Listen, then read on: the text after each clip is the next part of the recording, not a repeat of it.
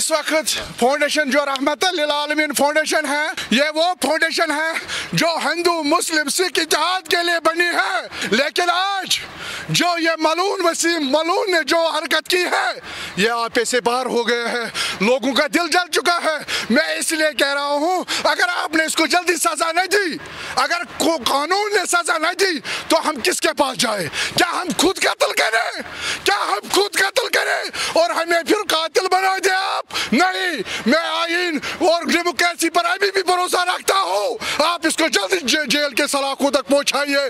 और इसने हमारी आस्था को जो दी है, इज्जत दी है, वो हम बर्दाश्त से बाहर है। अगर राम जी के बारे में कोई कहता था, मैं आईन हिंद से कहता हूँ, तो आप कहते हो ये आस्था हमारी आस्था है, हमारे आस्था पर ये हमला करते हैं। लेकिन ये कुरान पाक है, ये कुरान है, ये हमारी दरसगाह, हमारी जिंदगी है। अगर इस पर एक ज़ेरो ज़बर पर कोई उंगली उठेगी, हम उसकी उंगली को तोड़ेंगे। इसलिए रहमतुल आलमीन फाउंडेशन को खत्म कर दिए। और अगर जल्दी इसको आपने सजा दी, बहुत सारा सैलाब आने वाला है। मैं कह रहा हूँ, बहुत बड़ा सैलाब आने वाला है।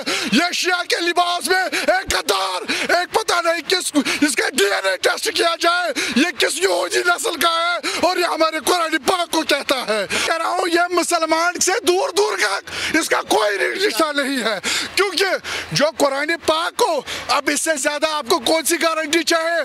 मैंने ऑलरेडी 1 साल पहले इस पर स्टेटमेंट दी थी। ये एक एजेंट है और ये चाहता है तफरुका पड़ जाए, शिया सनी जहाद में तफरुका पड़ जाए और लड़ाई हो जाए। और इसने कुरान पाक और अजीम इस किताब पर आज उंगली उठाई है।